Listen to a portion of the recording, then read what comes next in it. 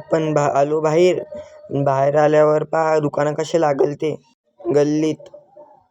नंतर या गोलूदाच्या गाडीला कोणतरी सुतई बांधून दिली भो, जे गप शिव्या देत होता.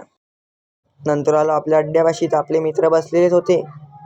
हे पहा आपल्या इकडे कशी दुकानं लागतात नवरात्रामध्ये. मग काढली गाडी, कारण की आपल्याला बाबाला घ्यायला जाणं होतं. बाबाला घेतलं आणि आलो गाडेगाव मोहल्ल्यात. पहा त्याची देवी कशी आहे. नंतर आपल्याला वापस जाणं होतं मोबाईल दुरुस्ती करायला.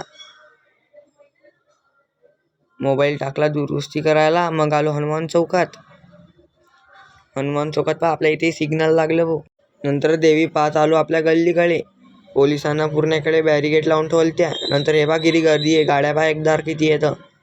नंतर हे पहा आलो गल्लीत, किती गर्दी झालती.